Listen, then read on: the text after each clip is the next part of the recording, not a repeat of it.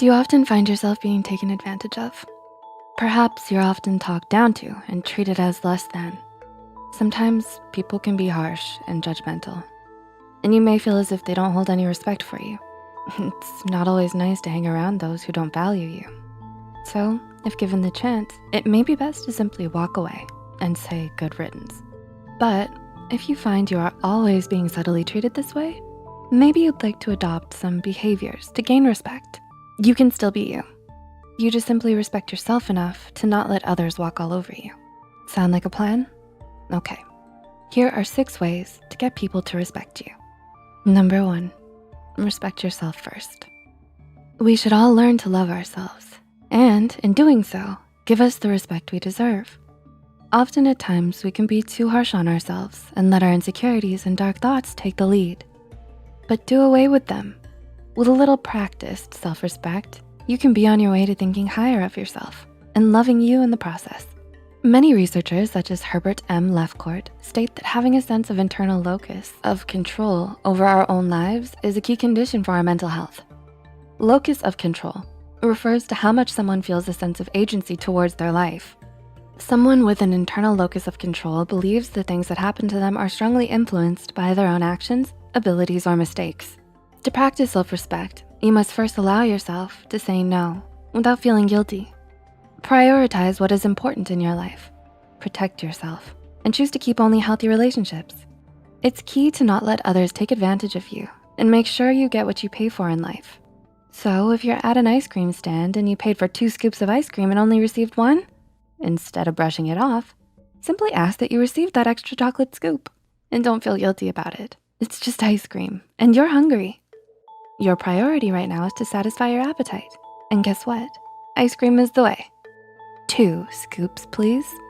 Furthermore, it's important to know you can create your own happiness, not just others. This is a form of self-respect as well. So go ahead and enjoy those 2 scoops. You respect yourself too much to not appreciate them, and you. Number 2, set clear boundaries. It's important to set boundaries for ourselves and others. Let's say your friend often comes over to your house for movie night. You love and care for your friend, but they aren't the most respectful guests. They put their feet up on your coffee table, they bring their dog Fleas over, they eat most of your food, and they leave Cheeto Puff remains on your furniture, everywhere. Do they respect you? Doesn't look like it. A good step would be to set some boundaries for when company comes over and discuss them with your dear friend. You can be kind when discussing this with them and consider their point of view as well. But it's your home and it's ultimately your rules. So tell them they can't keep scavenging through your fridge.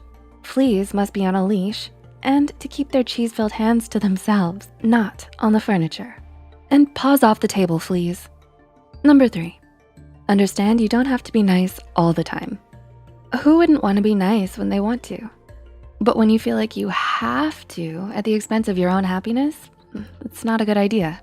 Sadly, a lot of people think they can take advantage of those who are kind to them. This doesn't mean you have to stop being a good person. Just simply know when you must put yourself first. And also, don't feel guilty about it all the time. You may think that if you don't do every favor your friend asks of you, they might not like you anymore. But what kind of friend is that? You may feel guilty if you don't accept your friend's invitation to hang out every time. But you just got snuggled into a bubble bath. You'd just like to be alone tonight. Perhaps you don't allow yourself to not smile. So you throw on a contrived smile before you go out the door, even when you're having a bad day. As great as smiling feels, a forced smile can't always make you feel better. Allow yourself to admit you're having a bad day. You don't need to be in a certain mood for anyone. Allowing unnecessary guilt to take control can leave you associating these once happy actions with something forced and uncomfortable.